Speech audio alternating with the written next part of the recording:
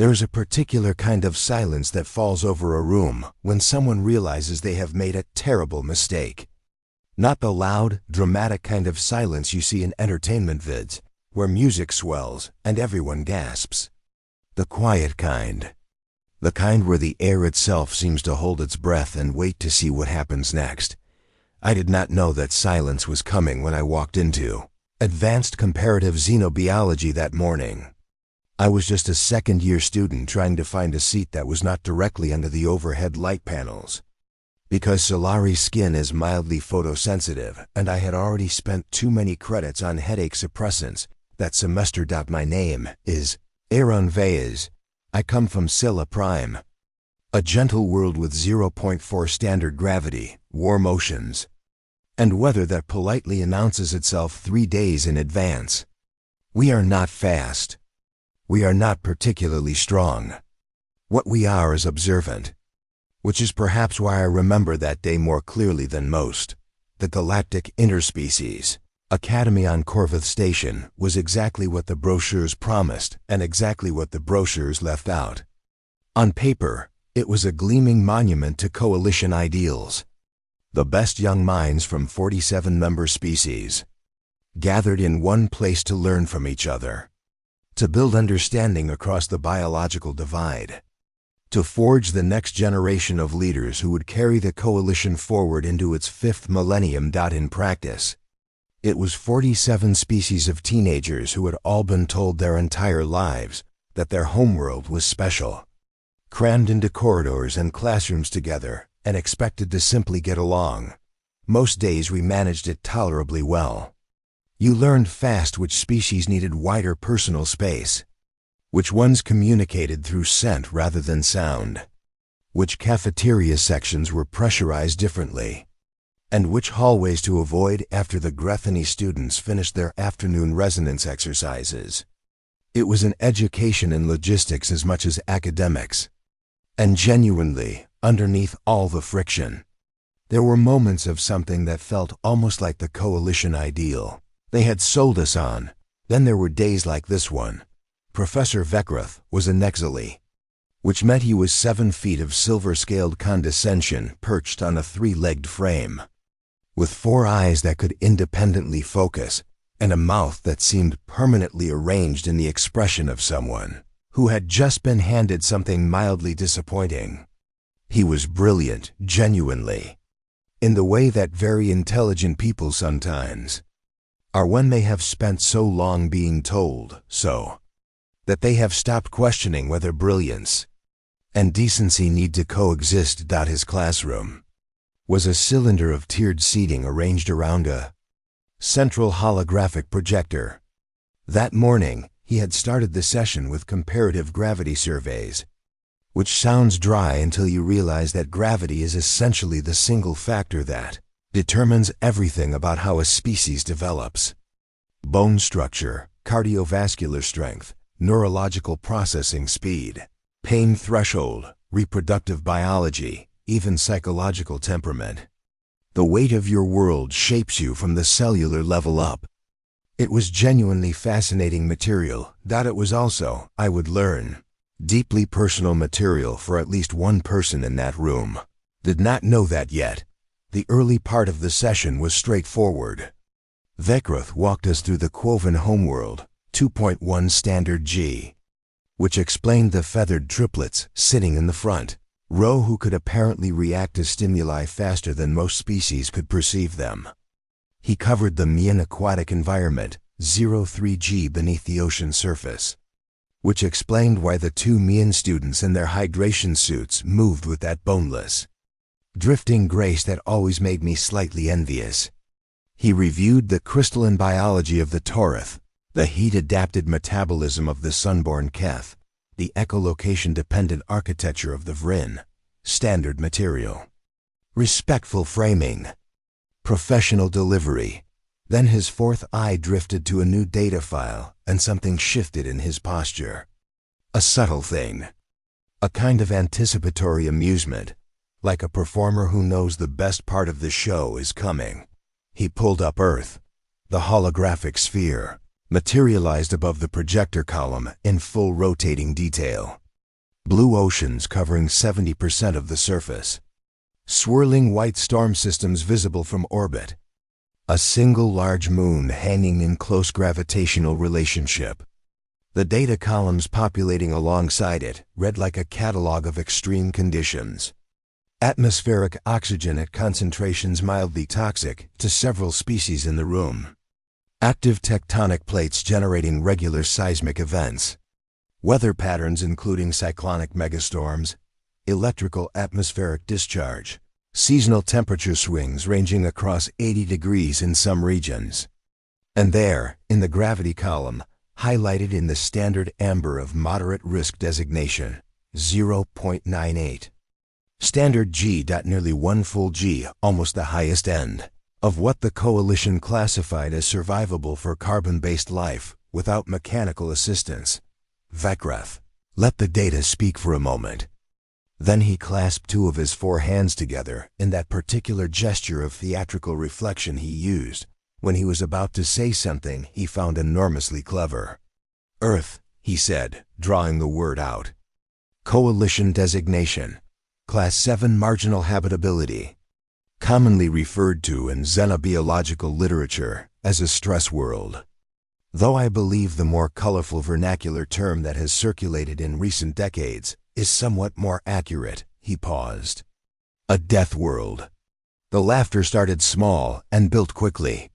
Even I smiled, though I want to be honest about that now, in a way I was not being honest with myself then. I smiled because everyone else was smiling. Because the data really did look absurd when you lined it up against galactic averages. And because it is very easy to laugh at something when you have not yet been asked to consider what it cost. Vekreth was warming to his material in the way that professors do when an audience rewards them. His 4 eyes were bright. His silver scaling seemed to catch the light more vividly. He expanded the holographic display and began annotating. Consider the gravity alone, he said, highlighting the 0.98 G reading so it pulsed gently in amber. Every species in this room, with the exception of our Quoven colleagues, evolved in a gravity environment between 0.2 and 0.6 standard. At those levels, biological energy expenditure for basic locomotion is efficient. The cardiovascular system is not overworked. Skeletal density is sufficient without being excessive. Life, from an engineering standpoint, makes reasonable sense. He gestured at the Earth sphere. Humans evolved at nearly triple the gravity of the galactic median. Every step they take costs almost 3 times the metabolic energy of a Solari walking the same distance. Their cardiovascular systems must maintain enough pressure to move blood against that gravity continuously, every moment of every day, which requires a heart that operates under extraordinary strain. Their bones must be dense enough to carry their own weight without shattering. Their musculature must be proportionally massive, simply to remain upright. "Professor," said Dren, one of the Quoven students raising a feathered forearm, "is it accurate that they cannot achieve significant vertical displacement without machinery? I read that their unassisted jump height is measured in fractions of a meter." Vekreth's expression achieved new heights of condescension. "Accurate. A healthy adult human, in standard conditions, can achieve perhaps half a meter of vertical displacement, unassisted, at their body weight and under their gravity." He paused for effect. "Our Quoven colleagues can clear 4 meters from a standing position in 1 G equivalent. The Mun, in their native aquatic environment, can ascend vertically at rates that would seem like teleportation by comparison." More laughter. The Mun twins exchanged a bubbling exchange through their translator units that I did not catch but clearly pleased them. "And then," Vekreth continued, his tone shifting into something almost theatrical in its gravity, a pun I am certain he intended, "there's the behavioral dimension, which is, I would argue, the most illuminating aspect of the human case study. Because when you examine what this environmental pressure produced psychologically, it is quite revealing." He brought up a secondary data panel. Historical conflict statistics. Pre-contact warfare records. The numbers were objectively striking. Humans spent approximately 90% of their recorded pre-contact history in a state of organized conflict with each other, not territorial skirmishes of the kind most species engaged in during their tribal periods.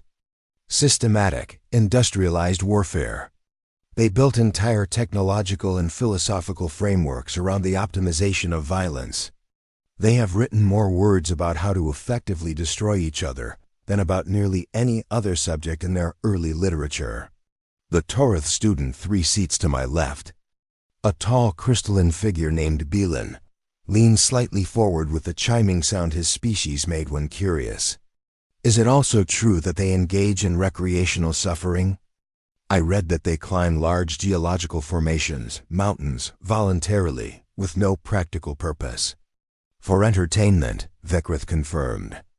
Yes, when your planet spends millions of years actively attempting to kill you, I suppose voluntary hardship starts to feel like leisure by comparison. It is, if nothing else, a fascinating window into what extreme environmental stress does to a species' relationship with pain and risk. I was laughing. I want to be honest about that. I was laughing, and I was not thinking about the fact that the data on that holographic display reef read to actual living people. That somewhere in that constellation of statistics was a childhood, a family, a home, a planet that someone in that very room had been born on. I found her because I happened to glance toward the back of the room when I was catching my breath from laughing. She was sitting in the second to last row, against the curved wall where the ambient lighting was softer. I did not know how I had missed her before.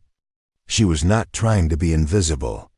She was simply still in the particular way that very self-contained people are still. Not rigid, not tense, just present, watching. Human. Obviously, I had studied enough basic xenomorphology to recognize the bilateral symmetry, the minimal external structure, the relatively compact frame. She was watching Professor Vikrith with an expression I could not immediately classify. It was not anger exactly. It was not hurt exactly. It was something more composed than either of those things. And somehow that composure was more unsettling than rage would have been. Her name, I would learn later, was Maya Chun. She had been sitting there the entire session. She had heard every word.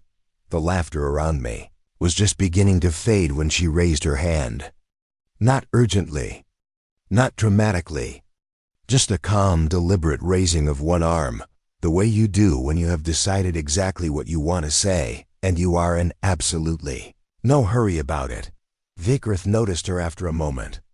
Something moved across his scaled features. Something that might have been discomfort if you were paying attention. But he covered it quickly and gestured toward her with the practiced grace of someone used to controlling rooms. Miss Chun, you wish to contribute? Maya Chun stood up.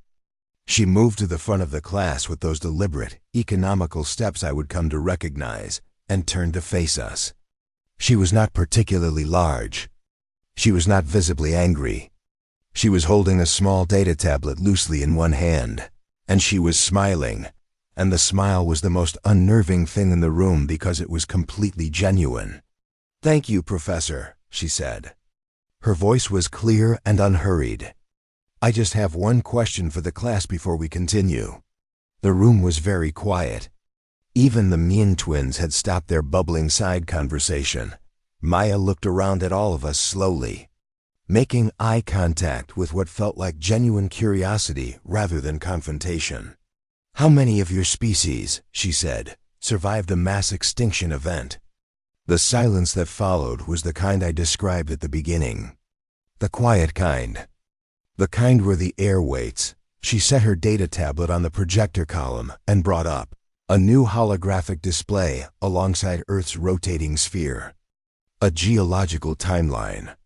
Ancient and deep, and marked at 5 points with the same amber highlight Vikrith had used for the gravity reading. 5 points. 5 events. Each one, the annotation read, representing the elimination of more than 75% of all species present on Earth at the time. Because, Maya said, her voice still perfectly pleasant, Earth has had 5 of them. And we are still here. She looked at Professor Veckrith. I thought that might be relevant. Context. Nobody laughed. That is the thing I remember most clearly about the moment after Maya Chun spoke those words. 30 seconds earlier, the room had been full of the easy, comfortable laughter of people who were certain they understood the joke. Now it was completely silent, and the silence had texture to it. Something that pressed against you slightly. Like the air before a pressure change, the 5 amber markers on the geological timeline glowed steadily above the projector column. 5 events. Each one had erased the majority of life on Earth.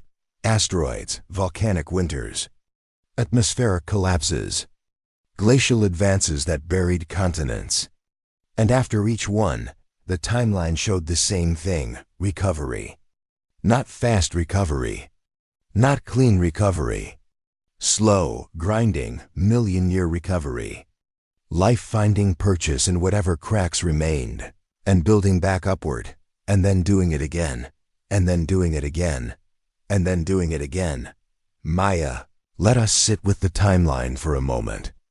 She did not press it. She did not explain it. She seemed to understand that the data was doing the necessary work on its own. And she was the kind of person who knew when to let silence function as an argument.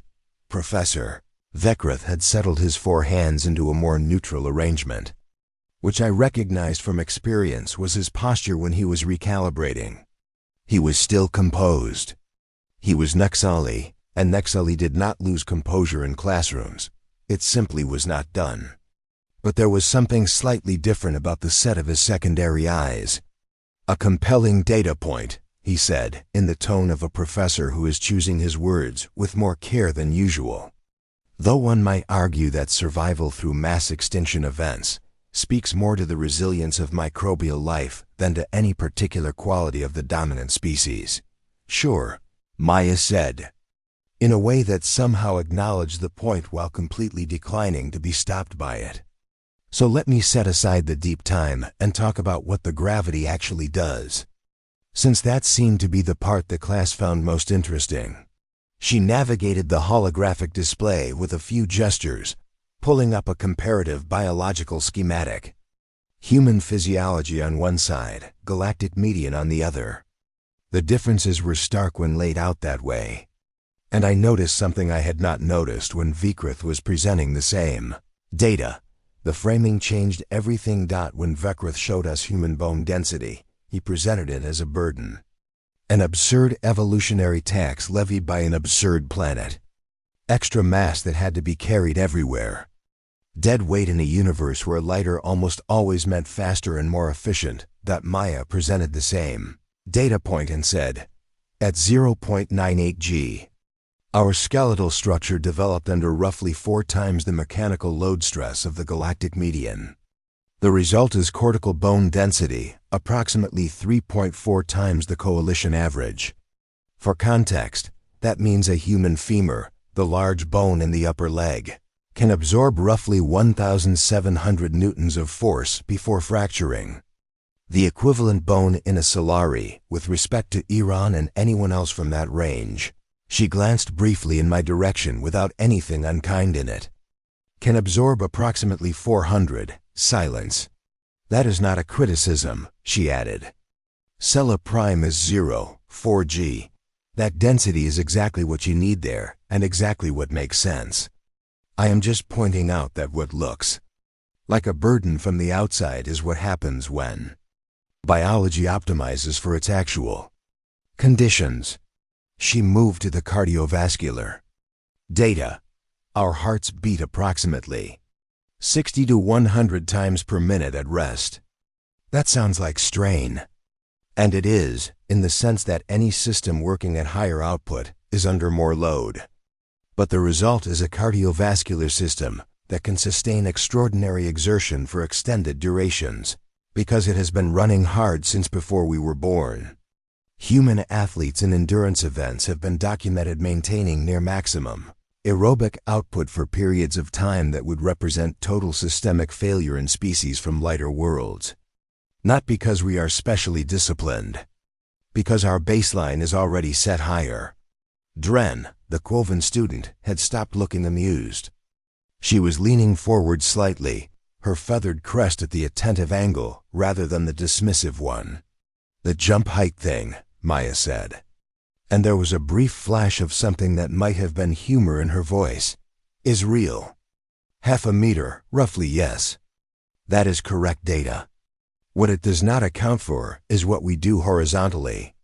Human runners, unassisted, on flat ground, can maintain speeds and distances that are outliers even against species with significantly lower gravity environments. Because our legs are not optimized for explosive vertical movement. They are optimized for sustained, efficient forward motion under high load. We are, by the biological record, one of the best persistence hunters in the Coalition's catalog of known species. We do not catch prey by being faster. We follow it until it cannot continue." Belin made the chiming sound again. And this time it had a different quality to it. "And then," Maya said. And here the pleasant tone did not change, but something underneath it shifted. The way the quality of light changes when clouds move. "There is the war question." Vekrath did not move. He was watching her with all 4 eyes now. "Professor Vekrath is not wrong about the data," Maya said. "I want to be clear about that. Humans spent a significant portion of our pre-contact history in conflict. That is accurate. It is not flattering, and I am not here to tell you it was good. It was not. A great deal of it was terrible, and we produced genuine atrocities.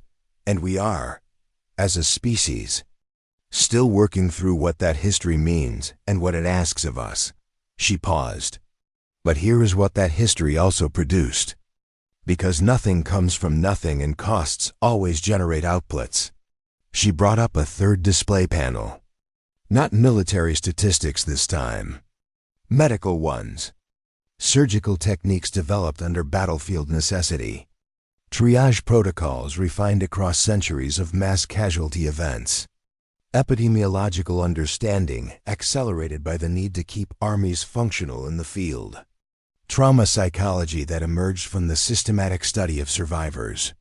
"The foundations of our emergency medical practice," she said, "were largely built on battlefield medicine. The reason humans can perform surgery in conditions that Coalition medical standards would classify as impossible is because we spent centuries performing surgery in conditions that were actually impossible and learning from what worked and what did." Not another panel. Infrastructure this time. Logistics networks.